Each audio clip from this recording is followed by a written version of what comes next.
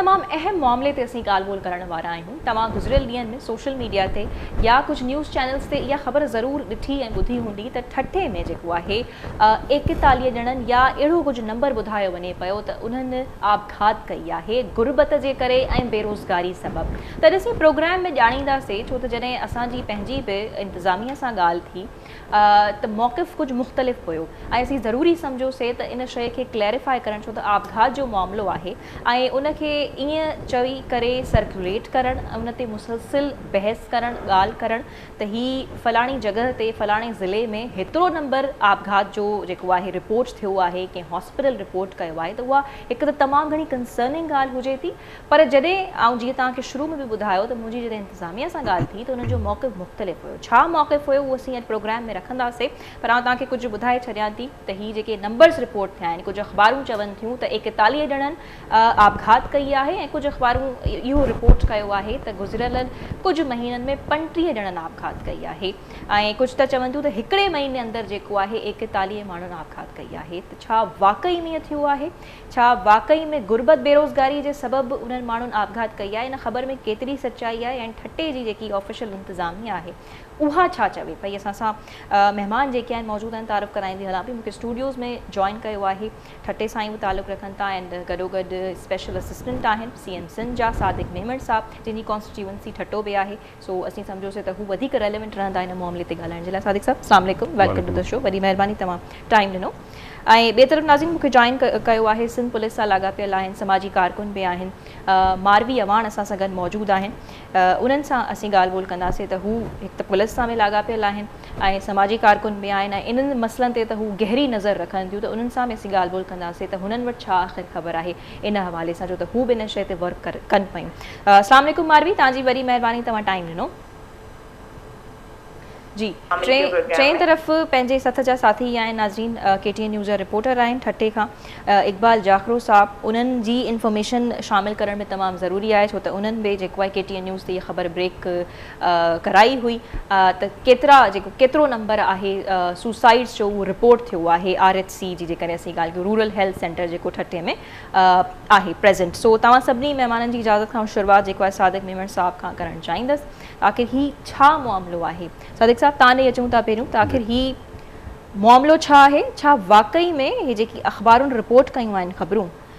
41 ॼणा के चवे थो, को 35 ॼणा, यानी 35 to 41 इज़ द नंबर, वाक़ई में उते माण्हू बेरोज़गारी ऐं गुरबत जे सबबि आपघात कई आहे? ठटे जहिड़े तारीख़ी ऐं एॾे मुआशी हवाले सां सुठे ज़िले जी जॾहिं असीं ॻाल्हि कयूं था, त छा वाक़ई में अहिड़ो कुझु आहे? ॾिसो, हीअ जेकी ख़बर ब्रेक थी उन में साहिली पट्टी जो ज़िक्र आहे। ठीकु आहे। हाणे साहिली पट्टी में असां वटि हुते केटी बंदर में हिकिड़ो RHC आहे, हिकिड़ो असां वटि RHC आहे बघाण में, ऐं उनखां पोइ साहिली पट्टी ते त हे आहिनि, उनखां पोइ तव्हां ॿुआरा में अचो, हू अची थो वञे, साकरो तालुको थिए थो। ॿियो RHC वर आहे जेको विच घोड़ाबारी तालुके जो आहे। हे जेका 3 डेथ्स रिपोर्टेड थिया हुआ उहे थिया हुआ वर में, RHC वर में 3 रिपोर्ट थिया आहिनि। जेका हाणे जेका रीसेंट डेथ थिया उनखां पोइ वरी ॻाल्हि हली त ही यकी 41 थी विया आहिनि ऐं इहे सभु ॻाल्हियूं उनखां पोइ हलियूं। हे थिया हुआ RHC वर में। हाणे रिपोर्ट्स जेकियूं असां सॼी तफ़सील वरिती, दोस्तनि खां पुछा कयोसीं या मेडिकल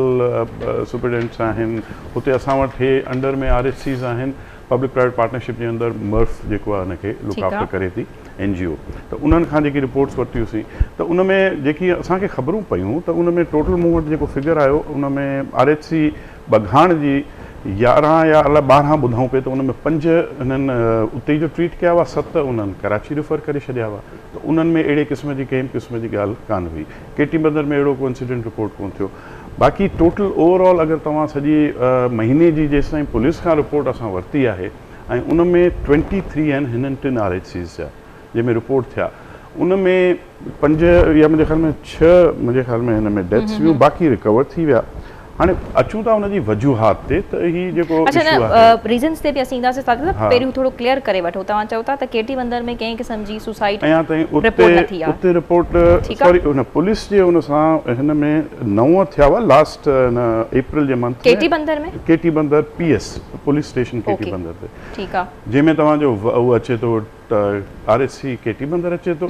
ऐं बघाण बि हुन में अचे थो। ठीकु आहे, पर ॻाढ़ो बि उन सां गॾु आहे, अगरि पीस ॻाढ़ो ऐं उनखे मिलाए करे कयो त 12 थियूं आहिनि तक़रीबन हुन में रिपोर्टेड। ऐं जेको तव्हां 23 जो नंबर ॿुधायो त इहो हिकु महीने जी ॻाल्हि कयो पिया जेको तव्हां पुलिस अप टिल 24 अप्रैल 2023 ऐं इन में उन में तव्हांजो घोड़ाबारी पीएस बि शामिल आहे ऐं उन खां पोइ वर जो बि उन में शामिल आहे, त मतिलबु घोड़ाबारी जो नंबर आहे, हा ई जॉइंट नंबर आहे, तंहिंमें तव्हां BHU घोड़ाबारी बि हुन में विझी सघो, उन खां पोइ वर में जेको RHC आहे उहो बि हुन में अची थो वञे। अच्छा, घोड़ाबारी में वर जी तव्हां जॉइंट नंबर मूंखे ॾियो था जेको तव्हांखे पुलिस स्टेशन खां मौसूल थियो आहे, 23 तव्हां नंबर आहे, हिन में 23 टोटल नंबर आहे। साकरे में हिकिड़ी रिपोर्टेड आहे ऐं हिकिड़ो वरी झिरक जो रिपोर्टेड आहे, सॼे ज़िले जो बेसिकली 25 अचे थो। अच्छा, असांजी बि इंतज़ामिया सां ॻाल्हि थी हुई, हू त पहिरियों 41 वारे नंबर खे बि डिनाई कनि पिया त ही 41, अच्छा पर तव्हांखे जीअं असीं अॻु में बि तव्हां सां डिस्कस कयां पई त ही 41 वारो नंबर जेको आहे तमामु घणो सर्कुलेट करे पियो, त 41 ॼणनि मौशी बदहाली जे करे, गुरबत जे करे, बेरोज़गारी जे करे कमिट कयो आहे, त डोंट यू थिंक त इन ते हिकु त असीं हिन प्रोग्राम बि करे रहिया आहियूं त उन ज़रिए बि क्लैरिफाई कयो पिया, 23 नंबर बि कोई एतिरो असीं चऊं त घटि नंबर कोन आहे, that it self is very concerning, पर ही 41 वारी या कुझु अख़बारूं रिपोर्ट कंदियूं त गुज़िरियल महीननि में 35 जेको आहे सुसाइड जा केसिस थिया, त इहा कंसर्निंग ॻाल्हि न आहे? ॾिसो, नंबर त केतिरो बि हुजे कंसर्निंग त आहे डेफिनेटली, पर एज़ फार एज़ हिनखे ब्लेम करणु त गुरबत ऐं बदहाली ते आउं सम्झां थो इहो मुनासिबु कोन्हे। यस, बेरोज़गारी पंहिंजी जाइ ते आहे, महांगाई बि वधी वई आहे, माशी तकलीफ़ूं आउं सम्झां थो सॼे पाकिस्तान में आहिनि ऐं ठठो डेफिनेटली मुतासिर थियो आहे, बारिशूं थियूं उन जे करे फसल इलाही नुक़सानु थियो, उन खां पोइ पाणी जी खोटी जे करे इलाही प्रॉब्लम्स थिया असां वटि, तंहिंजे करे उहो हिकिड़ो फैक्टर पंहिंजी जाइ ते आहे। पर अगरि डीपली तव्हां वञो इन शयुनि में त असां वटि ज़ाहिरी ॻाल्हि आहे गुरबत बि आहे ऐं उन सां गॾु लैक ऑफ एजुकेशन बि आहे, त उन जे करे पेस्टिसाइड असां वटि काफ़ी इस्तेमालु अच्छा, ई तव्हां सां रीज़न्स जी तरफ़ हलूं था, इन ते असीं ऐं थोरो आउं क्लैरिफाई करे छॾियां, BHU मूं थोरो मूंखां मिस्टेक थी, BHUs जेका आहिनि उहे कर पे PPHI हैंडल करे थी, RHCs हुन वटि आहिनि पाण वटि मर्फ वटि, इहो जस्ट वांटेड टू क्लैरिफाई। ठीकु आहे, सही आहे, रीज़न्स ॾेई ईंदासीं, पर जीअं असां सां ॿिया महिमान बि शामिल आहिनि, पंहिंजा रिपोर्टर बि आहिनि ऐं मारवी बि आहिनि, त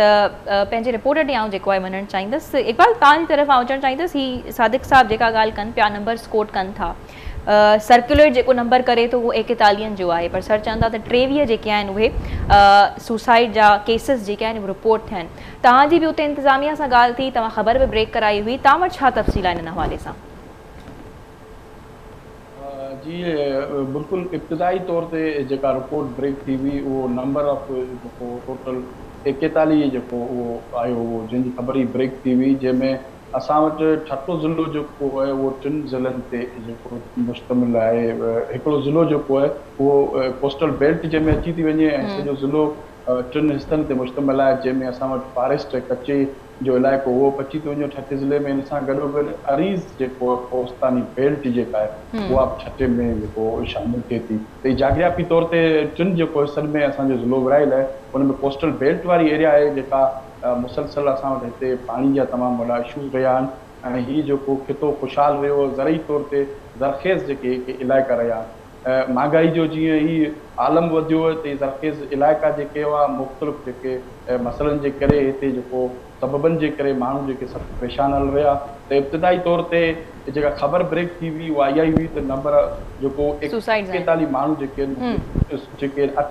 अटेम्प्ट टू सुसाइड मुबैना तौर आपघात करण जी कोशिशि कई आहे। अच्छा, तव्हां चओ था त 41 उन्हनि अटेम्प्ट कई हुई, पर जेके असीं अख़बारनि में ॾिसूं पिया त उते त इहो ई हुयो त उहो करे चुका आहिनि, कमिट कई हुई उन्हनि। न, ई ग़लति रिपोर्ट बिल्कुलु शाया थी हुई, अहिड़ी का बि ॻाल्हि कोन्हे, बट अटेम्प्ट टू सुसाइड वारी जेका आहे मुबैना आपघात जी कोशिशि, जंहिंमें जेको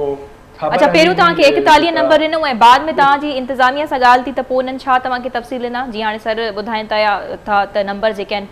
23 जो अंग जेको आहे उहो शेयर कनि था, त छा तव्हांखे बाद में इहा शइ क्लैरिफाई कई वई इंतज़ामिया जे पारां? बिल्कुलु, छो जो इशूज़ तमामु वॾो वाइब्रेंट इशू हो, त असां ज़रूरी सम्झो असां पाण पहुतासीं बगान में, RHC बगान जेको आहे उते पहुचासीं, उते डॉक्टर परवेज़ सां असांजी ॻाल्हि ॿोल थी, आंदी रिकॉर्ड केटिंग जे माइक ते बिल्कुलु असां हुन वरितो, त उन इहा ई ॻाल्हि कई त असां वटि हिन वक़्तु ताईं जेको 11 खां 12 केसिस जेके आहिनि उहे रिपोर्ट थी चुका आहिनि, जिन मां 5 केसिस जेके आहिनि रिकवर थिया, असां वापसि उनखे ट्रीट करे घर मोकिलियो, बाक़ी जेके आहिनि 6 खां 7 केसिस जेके आहिनि जिना अस्पताल जेके उहे रवाना कया। असां वटि कोस्टल बेल्ट जी सामूंडी पट्टी जी ॻाल्हि थिए थी, सामूंडी पट्टी में बगान बि अची थो वञे ऐं केटी बंदर बि अची थो वञे, वर बि अची थो वञे, ऐं उन सां गॾोगॾु मीरपुर साकरो जेको आहे तहलको आहे, पर उते शेख ज़ैद अस्पताल जे नाले उहा बि हॉस्पिटल जेका आहे उहा काउंट कोस्टल बेल्ट में थिए थी त जेके 11 केसिस हुन ॿुधाया ऑफिशियल तौर ते 11 खां 12 केस उहे बगान अच्छा यानी 41 मां 11 थी विया अप्रैल जे महीने में तव्हां चओ था ऐं RH वर जेको आहे उते रिपोर्ट जेके केस 7 जेके थिया आहिनि टोटल केतिरा थिया पोइ टोटल 25 जे लॻभॻि हुननि जेको ऑफिशियल तौर जेको वना ॿुधायो ओके यानी पोइ ही त सिधी सही ॻाल्हि असांखे सम्झ में अचे थी न यानी 41 वारो फिगर जेको आहे उहो ग़लति आहे उनमें ये काफ़ी सारा जेके केसेस आहिनि उहो कराची जेके आहिनि उहे रेफर किया विया ठीकु आहे न त वधीक ॻाल्हि ॿोल थींदी इक़बाल साहब तव्हां सां गॾु ई रहिजो मारवी तव्हांजी तरफ़ आउं अचणु चाहींदसि पहिरियों असां वटि जेका इन्फॉर्मेशन ही रिपोर्टर वटि या जीअं सादिक साहब बि गॾु आहिनि त असीं सम्झणु चाहियूं पिया त ही ऐं जीअं पहिरियों बि चयो त 41 वारो नंबर जेको आहे तमामु घणो सर्कुलेट करे पियो पर हाणे जीअं असीं वेठा आहियूं इन शइ खे क्लैरिफाई कयूं था ॻाल्हि ॿोल कयूं था त ही वधीक क्लियर थिए पई शइ त ही 41 जो नंबर यानी न हुयो हुनखे वधाए चढ़ाए करे जेको आहे ॻाल्हि कई वई त तव्हां वटि छा इन हवाले सां डिटेल्स आहिनि छो त तव्हां बि इन शइ खे जेको आहे गौर सां परस्यू कयो पिया जी लैला सभिनी खां पहिरियों त मां KTN चई तव्हांजे प्रोग्राम खे इन ॻाल्हि लाइ एप्रिशिएट करणु चाहींदमि कि एॾे अहम टॉपिक ते असां ॻाल्हाए करे इनखे हाईलाइट था कयूं कि केतिरो ज़रूरी आहे कि फैक्ट एंड फिगर्स प्रॉपर हुजन ऑथेंटिक हुजन छो जो उन्हनि खे पढ़ण वारा ऑब्वियसली हिकिड़ो ख़ौफ़ और हिरास बि पैदा थिए थो ऐं घणियूं शयूं उन्हनि मां निकिरनि थियूं त तव्हां जेको मां तव्हां सां इहो शेयर करणु चाहींदमि कि पुलिस जी हायर अथॉरिटीज़ खां जॾहिं असां डेटा वरितो आहे त उन डेटा जे मुताबिक़ केटी बंदर में टोटल 9 जेको आहे सुसाइड थियूं आहिनि घारो में 3 ऐं घोड़ाबारी में 11 सकरो में 1 झिरक में भी 1 यानी टोटल 25 जो फिगर असां वटि अचे थो उन 25 मां अच्छा ये 25 वारो फिगर सिर्फ अप्रैल जे महीने जो आहे 25 मां जी 25 मां जेके 8 आहिनि उन्हनि जी सुसाइड जी वजह सां डेथ थी वई आहे उन जे अलावा जेके रिकवर चई सघूं था या अटेम्प्ट जंहिं कयो उहे 17 आहिनि ऐं टोटल हिन जेके डाइट थिया आहिनि उन मां 2 ख़वातीन हुयूं बाक़ी मर्द हुया त हाणे हिते क्वेश्चन इहो अचे थो कि जिन्हनि अटेम्प्ट कई हुई छा इंतज़ामिया उन्हनि खे का रिहेबिलिटेशन या साइको सोशल सपोर्ट प्रोवाइड कई कि हो री अटेम्प्ट न कनि छो जो सभिनी खां पहिरीं त मूंखे इमीजिएट इहा ई शइ नज़र अचे थी कि अगरि को माण्हू आभास कंदे बची तो वने त छा उनके हुकूमत तरफा उहा सपोर्ट या को हेल्थ डिपार्टमेंट तरफा उहा सपोर्ट अच्छा पोइ त ही नंबर लगभग 42 बनी करे थियो न मारवी तव्हां चओ था 17 ॼणनि जेको आहे अटेम्प्ट कयो सुसाइड ठीकु आहे ऐं ॿियो तव्हां 17 अटेम्प्ट कयो 25 जेको आहे कमिट कयो आहे ही त पोइ थी वियो नंबर 41 42 असांखे पुलिस हायर अथॉरिटीज़ मां मिलियो आहे जेके पुलिस स्टेशंस में रजिस्टर्ड आहिनि ओके सो मसलो दरअसल इहो आहे सादिक साहब लेट मी क्लैरिफाई त ही ॾिसो नंबर वञी करे उहो ई पहुतो आहे पर ॻाल्हि इहा आहे त तव्हांजी इंतज़ामिया सां असां ॻाल्हि कईसीं त हू इन नंबर खे डिनाए पिया कनि न तव्हां थोरो नंबर्स खे क्लैरिफाई कयां जेको मारवी बि उते ॻाल्हि कई हुन में total 25 deaths sorry attempted suicide थियूं अटेम्प्टेड सुसाइड अटेम्प्टेड या उन्हनि कमिट अटेम्प्टेड उन 25 मां 8 डेथ्स थियूं राइट अच्छा हे थी वयूं अप टू 24 अप्रैल 2023 उन खां पोइ अटेम्प्टेड आहिनि 25 मां 8 डेथ्स थियूं पहिरीं त इहे नंबर स्ट्रेट कयूं उन खां पोइ वर में हींअर 2 जेका आहिनि हींअर एडिशनल हे अटेम्प्ट थिया जंहिंमां 2 डेथ्स थी वयूं त टोटल नंबर तव्हांजो 28 ते बीठो जंहिंमां 11 एक्सपायर थी विया ऐं 17 जेका आहिनि उहो रिकवर थी विया त टोटल नंबर आहे 28 पहिरीं त इहो थोरो क्लैरिफाई कजे बिल्कुलु ज़रूरी आहे हाणे इन में ॻाल्हि अचे थी अटेम्प्टेड सुसाइड जी जिते किथे हाणे हिन में 2 टे इशूज़ आहिनि बुख बदहाली थी सघे थो को हिकिड़ो उन में हुजे अहिड़ो पर रियलिटी त आहे न उन ॻाल्हि खां ॾिसो आउं डिनाए नथो कयां पर जेकियूं 2 टे शयूं आहिनि जेके फैक्ट्स आहिनि उहो तव्हां वञी हुते लोकल माण्हुनि खां या हुते जेका ॻोठाणा आहिनि उन्हनि खां पुछंदो तॾहिं तव्हांखे रियल सूरत हाल ख़बर पए थी हाणे उन में थिए छा थो हिकिड़ो त उते फर्टिलाइज़र जो यूज़ जेको आहे उनखे प्रॉपरली मास्क हणी या मुंहुं नथो ढकियो वञे which is a very common site त उनजे करे हवा जो रुख चेंज थो थिए त उहो इनहेल थी वञे उहो पोइ तव्हांखे उनजो असरु ज़ाहिर थो थिए जेको उनजे करे तबियत ख़राबु थी अचनि था उनखे बि किथे किथे अटेम्प्टेड सुसाइड में लिखी थो छॾिजे उहो वरी रिकवर बि थी वेंदा आहिनि उनजे अलावा ओवरडोज़ के घरेलू मसइला थियनि था डोमेस्टिक इशूज़ थियनि था किथे किथे रिफ्यूज़ल ऑफ मैरिजिस अहिड़ा मसइला थियनि था उनजे करे बि जेका आहिनि हू पेस्टिसाइड पई आहे सभिनि मां सवलो जेको आहे घर में उनजे करे उहो बि पी था छॾनि माण्हू उहो अटेम्प्टेड बि अहिड़ा इशूज़ अचनि था। हाणे उनखे स्पेसिफिकली तव्हां हिननि सभिनी 28 खे चई छॾियो त माशी बदहाली जे करे थिया आहिनि, I don't think that's right. I don't think it's right. जहिड़ी तरह सां केसेस हाईलाइट थियनि पिया, रीज़न उन में इहो ई ॾिए पियो, छो त this is not correct to be very honest. Normally ॿुधायो था त ही पेस्टिसाइड्स जे करे या देयर आर डिफरेंट रीज़न्स, पर इन शइ ते आहे। ऐं ॿी ॻाल्हि त असीं नंबर ते त ठीकु आहे 41 वर्सेस 28 ते असीं डिबेट कयूं था। जी जी जी बिल्कुलु, मां बि तव्हांखे मौक़ो ॾींदसि, पर ॻाल्हि इहा आहे त ही 28 बि त नंबर ॾाढो कंसर्निंग आहे न सादिक साहब। डेफिनेटली त पोइ छा वाकई में सिर्फ़ु इहे ई रीज़न्स आहिनि त कंहिंजी जेको आहे पसंदि सां पढ़णो न पियो थिए या कारोकारी वारा मामला आहिनि, या वाकई में मुआशी बदहाली जो बि को न को फैक्टर? महांगाई त आहे, उनखां ॾिनाई त केरु नथो करे सघे, ऐं ज़ाहिरी ॻाल्हि ही पुठिते पियल इलाइक़ो आहे। हाणे पर तव्हां सभु शइ विझी छॾियो माशी बदहाली ते, त मुल्क में सूरत हाल अहिड़ी आहे या हुकूमत जी परफॉर्मेंस अहिड़ी आहे, तंहिंजे करे ही सभु शयूं थियनि पियूं। इहो बि आउं सम्झां थो हिकिड़ो एक्सट्रीम त आहे, ऐं इनखे बि तव्हां हर शइ खे हुनजे मथां ज़िम्मेदारी नथा रखी सघो। कुझु अहिड़ियूं शयूं थियनि थियूं जंहिंजे करे थी सघे थो हुन में कुझु शयूं हुजनि अहिड़ियूं, ऐं उनखां डिनाए नथा कयूं, पर ही सभु उन ते विझणु आउं सम्झां थो this is not right. Real concerns आहिनि, रियल इशूज़ आहिनि, उन्हनि लाइ थोरी इन्वेस्टिगेशन वधीक डिटेल कजे, उन में माण्हुनि खां तफ़सील उन्हनि खां वठिजे, कुझु माण्हुनि ते कम असां रखियो, छो त ही लोकलाइज़्ड इशूज़ बि हुजनि था इलाही। छो त थर जो मिसाल असांजे साम्हूं आहे, त असीं नथा चाहियूं त ठट्टो जेको आहे उहो नेक्स्ट थर बणिजे। थर में बि सुसाइड जो रेशो केतिरो जेको आहे वधियल हुयो, ऐं थर मतिलबु काफ़ी टाइम ताईं हेडलाइंस में बाद में वञी करे उते जेको आहे रिहैब जा सेंटर्स ठहिया वञी करे, त उहो प्रॉपर उन्हनि खे साइकियाट्री जूं जेको आहे सर्विसिस ॾियणु लॻियूं, त वी डोंट वांट ठट्टा to be next. Absolutely not. इहे शयूं ज़रूरी आहिनि ऐं इहे थियण बि खपनि, ऐं थर में इशूज़ बिल्कुलु हुआ, तव्हांजी ॻाल्हि बिल्कुलु ठीकु आहे, पर उनखे जंहिं नमूने सां हाईलाइट कयो वियो उनखे तमामु एक्सट्रीम ते खणी वियो, दैट वॉज़न्ट द केस। बिल्कुलु रियल उन में इशूज़ हुआ, उनखे टैकल बिल्कुलु कजे, जीअं हिते बि आहे ही रिपोर्ट थी आहे। ऐं सम्झां थो इन ते एक्शन खणणु खपे, हुकूमत इन ते लॻी कोशिशि बि करे पई, हेल्थ डिपार्टमेंट आहे उन्हनि जा मेडिकल कदम खणे पई, इहे बि असां तव्हां सां डिस्कस कंदासीं। मारवी जेको आहे कुझु चवणु चाहिनि, जी मारवी तव्हां कुझु चवणु चाहियो पिया? जी रैला, हुकूमत जी सपोर्ट जी तव्हां ॻाल्हि कयो पिया, पाण बि पुलिस सां लाॻापियल आहियो। जी This is a serious matter of concern. So जो हाणे असां इन ॻाल्हि मां निकिरी अचूं कि कहिड़ो नंबर करेक्ट आहे, क्योंकि असांजो हाणे कंसर्न इहो ई आहे कि सुसाइड्स थियनि थियूं, चाहे 4 भी थियूं हुजनि, चाहे 5 भी थियूं हुजनि, दैट मीन्स कि इशूज़ उते मौजूद आहिनि। हाणे जेके रीज़न्स आहिनि उहे हिक ॿिए खां वैरी कनि था, लेकिन उहे डायरेक्ट इनडायरेक्ट अची करे असांजे मुआशी मसाइल सां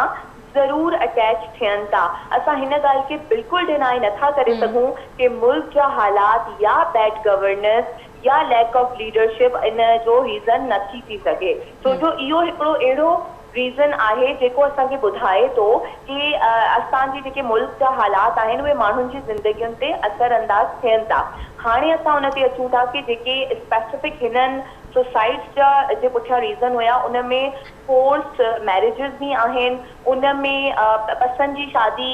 जे लाइ फैमिलीज़ जो न मञण भी आहे, उन जे अंदरि जेको आहे पॉवर्टी भी अचे थी, उन में इहो आहे कि एम्प्लॉयमेंट कोन्हे, उन जी वजह सां भी अचे थी, जेके फ्लड जी वजह सां आफ्टर शॉक्स आहिनि, कुझु जेको आहे सुसाइड जो इहो भी रीज़न आहे। त इहे सभु रीज़न वैरी ज़रूर कनि था, लेकिन अची करे उहो ई ॿुधायो थो वञे असांखे कि this is a matter of concern. ऐं मां अगेन वरी इन पंहिंजी ॻाल्हि खे रिपीट कंदमि कि जेके अटैम्प्ट थी बची विया उन्हनि उहे हींअर उहे हयात आहिनि, इहा कहिड़ी गारंटी आहे कि हो वरी री अटैम्प्ट न कंदा, ऐं उन लाइ उन्हनि जे लाइ छा कुझु सर्विसिस के अहिड़ा रिहैब जा सेंटर्स मौजूद आहिनि, या जीअं हाणे थर में जेको आहे असीं डेवलपमेंट ॾिसूं था, सादिक साहिबु अहिड़ो कुझु तव्हां कयो था? जीअं मारवी बि चवंदियूं त जिन अटैम्प्ट कई आहे, जेके अल्हम्दुलिल्लाह बची विया आहिनि, उन्हनि खे तव्हां छा सम्झो था त कुझु सर्विसिस प्रोवाइड करणु घुरिजनि? हा बिल्कुलु करणु घुरिजनि, ऐं हीअ आउं सम्झां थो त इशू जॾहिं हाईलाइट थी वियो आहे त इन शइ खे तमामु सीरियस वठणु, ऐं हुकूमत वठे पई, इन में हेल्थ अथॉरिटी सां बि ॻाल्हि ॿोल थी आहे, ऐं इन सिलसिले में असांजी कोशिशि इहा आहे त इहे सर्विसिस जल्द अज़ जल्द ख़ासि करे साहिली इलाइक़ो असांजो जेको पुठिते पियल आहे, उन में हूअं ई असां वटि मेडिकल फैसिलिटीज़ जो फुक़दान आहे। तंहिंमें कोशिशूं लॻी पियूं आहिनि, हिकिड़ो नओं हॉस्पिटल बि हुते घोड़ाबारी में ठहे पियो, पर इन सां गॾु गॾु साइकैट्रिक जेकी हेल्प आहे, ऐं ख़ासि करे जेका वॾा वॾा असां वटि अहिड़ा इंसिडेंट्स थियनि था, ॿोॾ अचे थी, या जेको माण्हू जो लाइवलीहुड वञे थो हली, हिते साइक्लोन्स इलाही अचनि था, उन जे करे, या जेका ट्रोमैटिक एक्सपीरियंसिस हुजनि था, जीअं तव्हां ॿुधायो क़बाइली जेका इशूज़ हुजनि था ऐं उन में फोर्स मैरिजिस बि अची वियूं ऐं ॿिया इशूज़ थी पिया, बिल्कुलु कॉमन रीज़न्स आहिनि, बिल्कुलु ऐं हे रियल इशूज़ दवा वारी बि ॻाल्हि कई त उन वाले सां आहे हिकिड़ो उन में ॿ टे अहिड़ा केसेस आगाही न पई ॾिनी वञे माण्हुनि खे त ही दवा हाराई पेस्टिसाइड्स किरनि पिया। तव्हांजी ॻाल्हि सही, आगाही हूंदी बि आहे, पर इन में इशू इहो आहे त किथे किथे लापरवाही थींदी आहे, किथे किथे छा हूंदो आहे हवा जो यकदमि रुख बि चेंज थी वेंदो आहे, किथे किथे तव्हांखे मास्क अगरि प्रॉपर तव्हांखे PPE विझणु खपे, उहो बि असां वटि इहो ऑब्ज़र्व कयो आहे ॿाराड़ी में, उन ते एतिरो सख़्तु नथो थी चेक एंड बैलेंस, त इन शयुनि खे पर हाणे हाईलाइट जे ॾिठियूं आहिनि, तव्हां सम्झा थो हुन में कंप्रीहेंसिव हिकिड़ो एक्शन प्लान ठहणु खपे। हेल्थ अथॉरिटीज़ खे बि असां चयो आहे त हिन ते अचो छो त आउं एक्सपर्ट न आहियां, ज़ाहिरी ॻाल्हि आहे उहे हेल्थ वारा ऐं उन्हनि खे डिटेल में ॾिसंदा, हा, पर उन ते ॿुधाईंदा हुए असांखे त हिन में कहिड़ी शइ तव्हांखे करणु खपे, कहिड़ी फैसिलिटीज़ जी ज़रूरत आहे। Psychiatric help is a must absolutely, उन में माण्हुनि खे पोस्ट ट्रॉमेटिक हवाले सां त ॾाढो उते फैसिलिटीज़ लैक कनि पियूं, जॾहिं असांजी बि इंतज़ामिया सां ॻाल्हि थी त हू पाण कंप्लेन कनि पिया त डॉक्टर्स जी खोट आहे ऐं हेतिरा सारा मरीज़ आहिनि, फैसिलिटीज़ न हुजनि। जीअं कुझु पंहिंजो माण्हुनि सुसाइड अटैम्प्ट कयो त उन्हनि खे फ़ौरन जेको आहे कराची रेफर कयो। इहा शइ असां आख़िर कॾहिं ख़तमु थींदी, असां कराची रेफर करणु कॾहिं बंदि कंदासीं? ॾिसो लोअर सिंध जी जॾहिं ॻाल्हि ॾिसो ॿ टे शयूं आहिनि, कराची रेफर ऐं सम्झो त रेशो इलाही घटि थी वियो आहे, इम्प्रूवमेंट आई आहे। हिकिड़ो त असां वटि जेकियूं 7 असांजी रूरल हेल्थ सेंटर्स आहिनि, प्लस असांजी जेकी मकली जो हॉस्पिटल आहे सिविल हॉस्पिटल DHQ, उहो मर्फ़ खे ॾिनल आहिनि ऐं हेल्थ जा पंहिंजा अगरि उन्हनि जा स्टैंडर्ड्स जेका आहिनि सिंध जे हवाले सां, उन में ठटे जी सिविल हॉस्पिटल उन्हनि जी रैंकिंग काफ़ी बहितर थी आहे, सहूलियतूं काफ़ी वधियूं आहिनि, पर हाणे ज़ाहिरी ॻाल्हि आहे रश पॉपुलेशन वधी आहे, उनजो रश बि वधियो आहे, कुझु हुन में प्रॉब्लम्स असांखे अचनि था त तव्हांजी जेकी फाइनेंस जे थ्रू जॾहिं हिननि खे पैसा मिलनि था उहो कॾहिं कॾहिं डिलेस थी था वञनि, उनजे करे असांखे डिफेंड करे वियो त जेको आहे पॉपुलेशन वधी आहे, रश वधियो आहे, ज़रूरत आहे असांखे एनहांस करण जी। इकबाल, छा तव्हां सादिक साहब जूं ॻाल्हियूं ॿुधो था त हू दुरुस्त फरमाए रहिया आहिनि त उते रश वधियो आहे या इन हवाले सां जेको आहे हेल्थ फैसिलिटीज़ बि लाइक कयूं, यानी ठट्टो हिकिड़ो काफ़ी रिच ज़िलो आहे, असीं चऊं हिस्टोरिकली बि हर हवाले सां, त उते त इहे शयूं जेके आहिनि परफेक्ट खां परफेक्ट हुजणु घुरिजनि। तव्हां इन हवाले सां तव्हांजी छा ऑब्ज़र्वेशन आहे? बिल्कुल बहतरी जी ज़रूरत है। ठट्टो ज़िलो सिंध जो तारीख़ी हिकिड़ो तख़्तगाह दारल ख़िलाफ़ रहियो आहे ऐं कराची जे बिल्कुलु ऐं सराउंडिंग ज़िलो असांजो रहियो आहे ऐं ॿियो सामूंडी ऐं दरिया जे छोर वारो इलाइक़ो पियो आहे। त हिते जे माण्हुनि जो जेको लाइवली स्टॉक जेको आहे या लाइवलीहुड जेको आहे ज़राए मुआश आहे उहो एग्रीकल्चर ते ऐं लाइव स्टॉक चौपाई माल जेको आहे उन ते हुजे थो। हिन हिते ऐं जेका वरी कोस्टल बेल्ट ते वरी माहीगिरी जेका आहे, माण्हू माहीगिरी सां तइल्लुक़ रखनि था, त माण्हुनि जो ज़राए मुआश जेको उहो आहे, त ज़राए मुआश जेको आहे उहो माण्हुनि जो इलाही सख़्तु मुतासिर थियो आहे। मुसलसल ज़िलो जेको आहे आफ़तनि जे वर चढ़े थो, बरसातूं हुजनि, ॿोॾूं हुजनि, त हीउ जेको पोछड़ वारो ज़िलो आहे, पाणी जी खोट हुजे थी त हीउ ज़िलो जेको ठट्टो या आसपास जे जेको असांजो सुजावल ज़िलो आहे उहे सख़्तु मुतासिर थियनि था। त इन क़िस्म जा जेके इशूज़ आहिनि उहे मुख़्तलिफ़ वक़्तनि ते रिपोर्ट थींदा रहनि था ऐं साम्हूं अचनि पिया। इन क़िस्म ते वधीक जेको गवर्नमेंट खे फोकस करण जी ज़रूरत आहे, वधीक कमु करण जी ज़रूरत आहे, पर वधीक जेको कमु असांखे ॾिसणु अचे या जंहिं कम जी ज़रूरत आहे उहो को उते नज़र कोन थो अचे। वधि खां वधि जेके माण्हू उते जीअं असांजो ज़रायत जे हवाले सां ज़रायत मुकमल तौर ते खसारे रहे थी, त एग्रीकल्चर जे हवाले सां जेके हारी जेके हुजनि था त उन्हनि जो गुज़र सफ़र ज़रायत ते हुजे थो ऐं ज़रायत जे हवाले सां हिते एग्रीकल्चर ठीक है, यानी कम जेतिरो थियणु घुरिजे ओतिरो थिए कोन पियो। महिरबानी इकबाल तव्हांजी, त तव्हां असां सां गॾु हुया ऐं वधीक इहे शयूं जेकी आहिनि सादिक साहब जे अॻियां बि रखां थी, मारवी बि असां सां गॾु आहिनि। मारवी, तव्हां जीअं पुलिस सां लाॻापियल आहियो त हिते पुलिस जो तव्हांखे छा किरदारु नज़र अचे पियो? हीउ सुसाइड जेको आहे माण्हुनि जेतिरनि कमिट कयूं या उन्हनि जो रवैये जे हवाले सां तव्हां कुझु चवणु चाहींदो त कीअं रहे थो, या उन हवाले सां बि गवर्नमेंट खे थोरो सीरियस थियणु घुरिजे त पुलिस खे बि प्रॉपर ट्रेन करे त कीअं वञी करे कम्युनिकेट करिणो आहे या काउंसलिंग त न, पर कम्युनिकेट जो लफ़्ज़ इस्तेमालु कंदसि? अच्छा, मूंखे लहरा जीअं त असां पुलिस सां थोरो क्लोज़ली कमु कंदा आहियूं, हुन में ट्रेनिंग्स बि हूंदियूं आहिनि, हुन में रिफॉर्म्स बि हूंदा आहिनि, हुन में घणियूं शयूं हूंदियूं आहिनि जेको असां जेंडर बेस्ड वायलेंस पर्सपेक्टिव सां बहितर करण जी कोशिशि कंदा आहियूं। त इते मुंहिंजो इहो ई आहे कि जॾहिं बि का सुसाइड थिए थी या का अहिड़ी सस्पिशियस डेथ थिए थी त उन में जेको पुलिस जो किरदारु आहे उहो इन्वेस्टिगेटिंग ज़रूरु हुजणु खपे, छो जो काफ़ी अहिड़ा केसिस आहिनि जेके ऑनर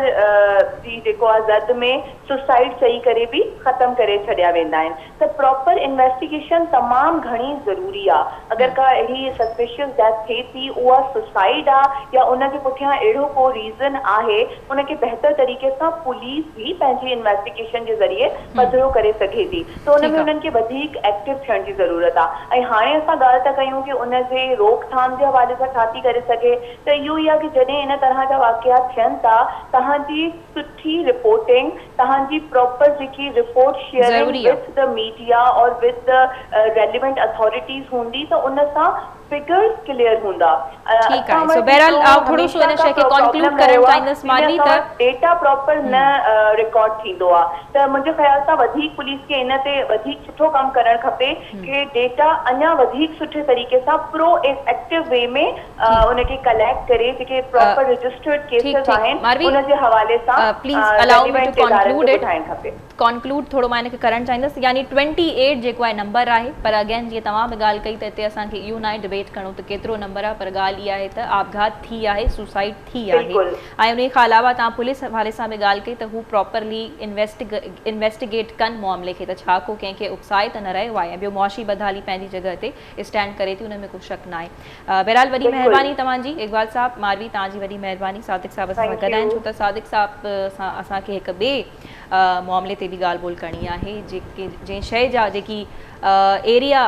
बल्कि असीं शॉर्ट कमर्शियल ब्रेक वठूं था ऐं ब्रेक खां पोइ हाज़िर थींदासीं असांखे मुख़्तलिफ़ जेको आहे सादिक साहब सां अगेन हिकिड़ो अहम मामिलो ई आहे, उन ते असीं ॻाल्हि ॿोल कंदासीं, पर हिकिड़ी शॉर्ट कमर्शियल ब्रेक खां पोइ। वेलकम बैक नाज़रीन, जीअं तव्हां चयो त सादिक मेमण साहब खां असीं थोड़ी सी जेकॾहिं हू कंक्लूड करणु चाहिनि था, असांजो जेको पहिरियों मौज़ू हुयो ठटे जे हवाले सां असीं उनखे स्पेसिफाई करे उन ते ॻाल्हि ॿोल कईसीं त हीउ जेको सुसाइड वारो मामिलो आहे इन में छा हक़ीक़तूं आहिनि, ऐं जेकॾहिं सुसाइड्स थियूं बि आहिनि, आपघातूं थियूं बि आहिनि, त उन्हनि जे पोयां कारण छा आहिनि ऐं हुकूमत इन शइ खे केतिरो सीरियस वठे थी। तव्हां कुझु कंक्लूड करणु चाहियो असांखे, पोइ असां ॿिए मौज़ू जी तरफ़ अचूं था। ॾिसो, हीअ जेके फिगर्स आहिनि 28 जेका हुन में 11 डेथ्स रिपोर्ट थियूं, तव्हां सम्झां थो त इहो ॾाढो सीरियस इशू आहे। इनखे ईअं कोन्हे त हिनखे ट्रिवियल वरितो पियो वञे हुकूमत जी तरफ़ां, इन ते प्रॉपर इन्वेस्टिगेशन थियणु खपे ऐं थिए बि पई। उन सां गॾु गॾु असीं इहो बि सोचूं पिया, बल्कि असांजी कोशिश ई आहे त जीअं तव्हां ॿुधायो त सहूलियतूं खे बहितर कयो वञे, उन में काफ़ी शयूं बहितरी जी तरफ़ गामज़न बि आहिनि। इलाही अहिड़ियूं शयूं आहिनि, जीअं मिसाल तव्हांखे ॾियां, जीअं मूं ज़िक्र कयो ठटो सिविल हॉस्पिटल आहे, as far as performance criteria is concern, I think it's rank number 1 for the last few years सॼे सिंध में। मकली जी जेकी असांजी DHQ आहे, हा, उहो उनजे अलावा असां वटि जेकी पहिरीं 1022 हूंदी हुई, जेकी एम्बुलेंस सर्विस अमन सर्विस असां 3-4 साल पहिरीं शुरू 2019 में शुरू कई वई, उहो फ्री ऑफ कॉस्ट जेको पेशेंट्स खे ॻोठ खां वठी हॉस्पिटल ताईं पहुचाईंदी हुई, जेकी वॾी सहूलियत हुई, तमामु पॉपुलर हुई। उनखे हाणे रिप्लेस 1122 सां कयो वियो आहे।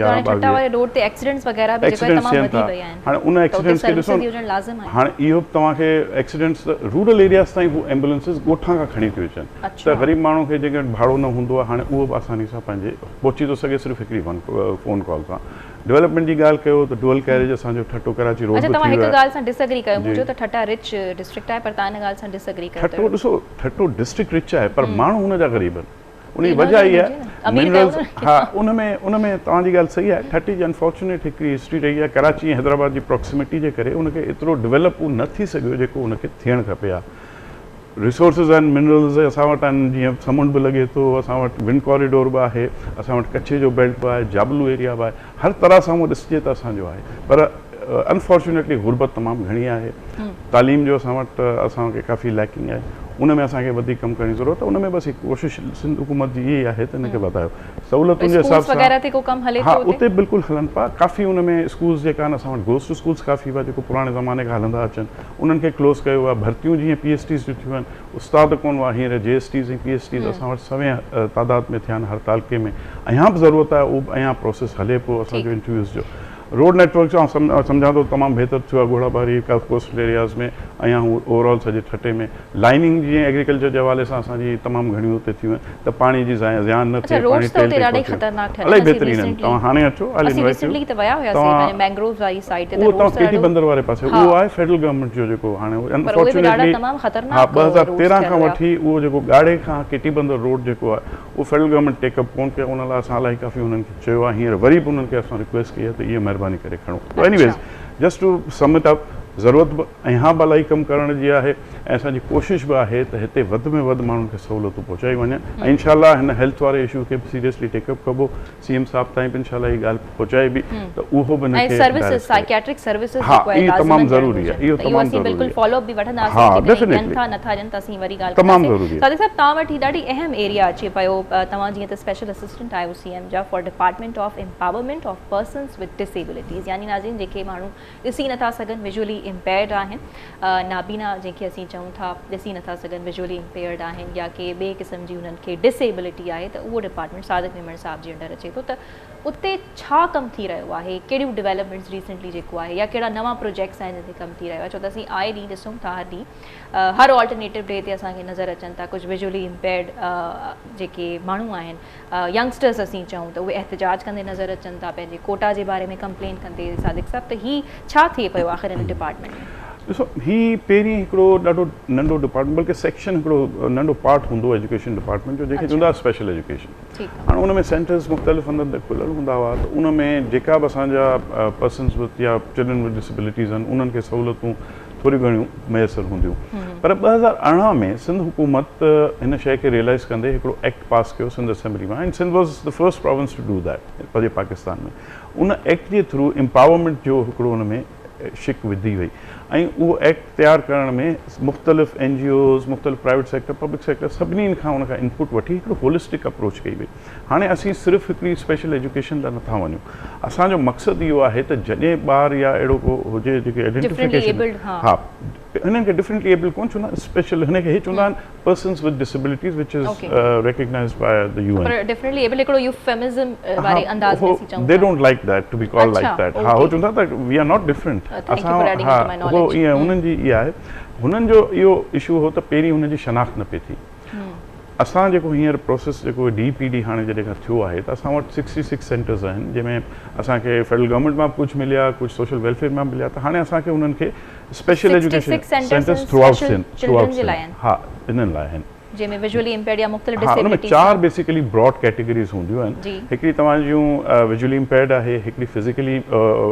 सॉरी हियरिंग इम्पेयर्ड हूंदा आहिनि हिकिड़ा फिज़िकली चैलेंज हूंदा आहिनि हिकिड़ा इंटेलेक्चुअली डेफिशिएंट हूंदा आहिनि जंहिंमें ब्रॉड कैटेगरी आहे जंहिंमें ऑटिज़म बि अचे थो उन में सेरेब्रल पॉलिसी बि अचे थी तव्हांजो ADHD बि अचे थो ऐं मुख़्तलिफ़ ॿिया जेका बि हिन में उन में इंटेलेक्चुअली सेंटर्स में थींदो छा आहे छा तव्हां ट्रेनिंग ॾींदा आहियो पढ़ायो था उहो ई तव्हांखे अर्ज़ु कयां त उन में बेसिकली एजुकेशन आहे पहिरीं त हुनजी शनाख़्त आहे असांजो जेको कॉन्सेप्ट आहे हाणे असीं उन ॾांहुं वञूं पिया हाणे 2018 में ही डिपार्टमेंट ठहियो डिपार्टमेंट जो मक़सदु इहो त पहिरीं उन्हनि खे राइट्स उन्हनि जा जेका आहिनि उनखे प्रोटेक्ट कयो वञे उन राइट्स सभु डिफाइन थिया आहिनि उन्हनि जा अलावा उन में इहो कयो वियो आहे त उन्हनि जी हेल्थ उन्हनि जी एजुकेशन उन्हनि जी वोकेशनल स्किल उन्हनि जी एम्प्लॉयमेंट उन्हनि जा जेका लीगल राइट्स आहिनि उन जे ख़िलाफ़ु का तव्हांजी डिस्क्रिमिनेशन त न पई थिए उन सभु शयूं रोकण लाइ उहे सभु डिफाइंड आहिनि प्रॉपरली एम्प्लॉयमेंट जे हवाले सां 5% पहिरीं 2% कोटा हिकिड़ो हूंदो डिसेबिलिटी जेके हूंदी हुई हाणे हुनखे 5% कयो वियो आहे हाणे हू 5% कोटा जेको सिंध हुकूमत इम्प्लीमेंट करे पई ऐं सम्झां थो 1576 कुझु जॉब्स आहिनि जेकी हींअर फिल थियण जे प्रोसेस में आहिनि इंटरव्यूज़ बि थिया आहिनि तव्हां ॾिठो हूंदो कोई जॉब्स उन्हनि खे कहिड़े बेसिस ते तव्हां ॾींदा आहियो छा उन्हनि जी डिग्री ॾिसी करे ऐं डिग्री हू जेकॾहिं कनि था त इहो कीअं थींदो आहे हे बेसिकली जॉब्स जेकियूं आहिनि हे ग्रेड 1 to 4 आहे नंढे ग्रेड जूं त उन में रिक्वायरमेंट एॾी वॾी कोन हूंदी आहे ऐं उन में तव्हांखे थोरो अर्ज़ु कंदो न जेका हे तव्हां ॿुधायो न जीअं ब्लाइंड कॾहिं ईंदा आहिनि तव्हांजी ॻाल्हि सही आहे इन्हनि खे मिलियूं बि आहिनि कुझु जॉब्स हिननि खे उन में कैटेगरीज़ में मिलियूं बि आहिनि ऐं असां हिकिड़ो ॿियो कमु कयो आहे सिंध हुकूमत इहो कमु कयो आहे त जॉब्स जी कैटेगराइज़ेशन करे छॾी आहे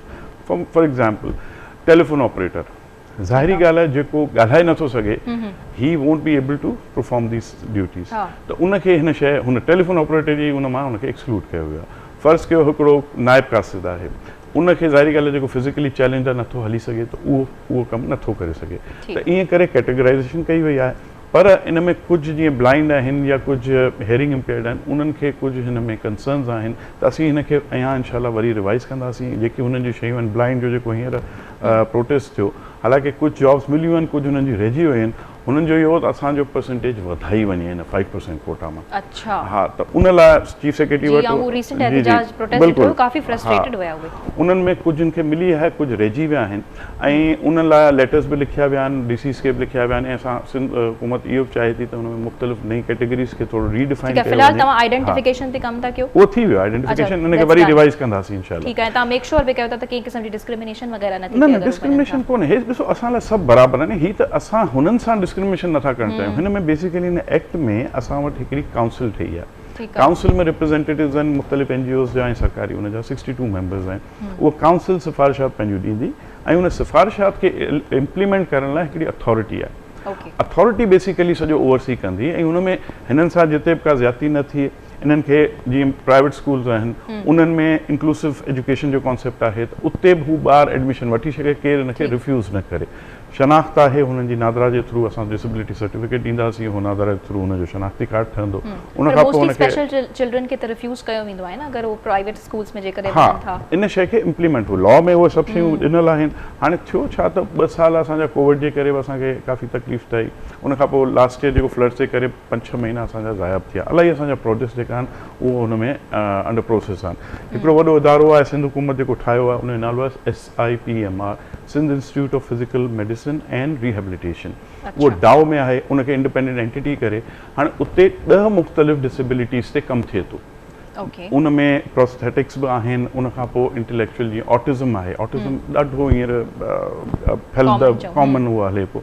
उहो सेंटर्स आहिनि। उन सां गॾु गॾु हुते फैकल्टी बि आहे जंहिंमें ऑक्यूपेशनल बजट तव्हांखे मिले तो ओतिरो कम डू यू थिंक तव्हां कयो पिया? बिलियंस में आहे न बजट, त 1.7 I guess, more than that I billion. 1.7 मूं ॻाल्हि सम्झी। 1.7 billion is the budget for department of.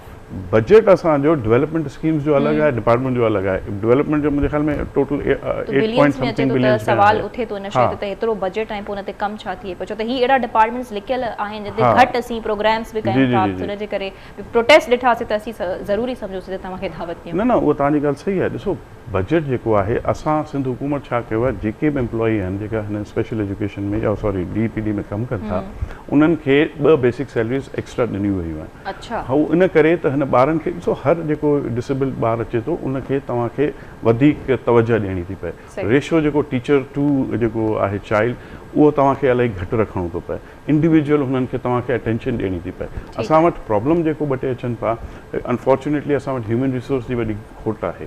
इलाही सालनि खां भर्तियूं कोन थियूं, पब्लिक सर्विस कमीशन बि असांजो कोन हो, त उहो बि असां पोस्ट ॾिनियूं आहिनि पब्लिक सर्विस कमीशन में, त उहो असां जल्द अज़ जल्द एडवर्टाइज़ कयूं। इन द मीन टाइम असांजो इरादो आहे त इंटर्नशिप ते असांखे मेन ॾिसो, असांखे आम टीचर न खपे, असांखे स्पेशल एजुकेटर खपे, असांखे फिजियोथेरेपिस्ट खपे, असांखे ऑक्यूपेशनल थेरेपिस्ट खपे, ऑडियोलॉजिस्ट खपे, असांखे अहिड़ा खपनि जेको हुननि जी रिहेबिलिटेशन बि उते सेंटर में कनि। सिर्फ़ु एजुकेशन न हुजे, पोइ उन्हनि खे वोकेशनल स्किल्स ॾियनि ताकि हो अॻियां हली एम्प्लॉयमेंट जे क़ाबिल थी। ठीकु आहे सादिक साहब, जेको तव्हां कमु ॿुधायो पिया, जेके शयूं तव्हां हाईलाइट कयूं, जीअं SIPMR जी बि ॻाल्हि कई तव्हां, या 66 सेंटर्स जी तव्हां ॻाल्हि कई आहे, त इहो तमामु ज़रूरी आहे, थियणु घुरिजे। असीं बल्कि तव्हांखे चवंदासीं 66 मां अञा वधायो, जीअं वधि खां वधि जेको आहे एडजस्ट थी सघनि जेके असांजा भाइर भेनर आहिनि जेके डिसेबल आहिनि, ऐं उहे रोज़ असीं ॾिसूं था एहतिजाज कंदे उन्हनि खे, त असांजी बि दिलि जेको आहे ॾुखे पई। सो बहरहाल जेके कमु हिननि ॿुधायो आहे सादिक साहब जारी रहे थो त ठीकु आहे, जे न बि रहे थो त असीं वरी हिननि खे जेको आहे दावत ॾींदासीं, वरी हिननि खां सवाल कंदासीं त जेके हिननि प्रोमिसिस कया या जेको कमु इहो चवनि था त थिए पियो या थियण वारो आहे नथो थिए, त वी विल क्वेश्चन हिम अगेन। सो बहरहाल इजाज़त ॾींदा। अॼु के प्रोग्राम जो जेको फोकस हुयो असीं ठटे ते रखियोसीं त सुसाइड केसिस जेके आहिनि, जेके रिपोर्ट थिया आहिनि 41, उहो नंबर आहे या न आहे, पर जीअं असीं प्रोग्राम में बि क्लैरिफाई कयोसीं त नंबर त एतिरो वॾो इशू न आहे, पर उन खां वधीक ॻाल्हि इहा आहे त इहे आपघात आख़िर छो थियनि पियूं, हुननि जे असीं कारणनि ते ॻाल्हि कईसीं। सो इजाज़त ॾींदा, मुलाक़ात थींदी ईंदड़ हफ़्ते। अल्लाह हाफ़िज़।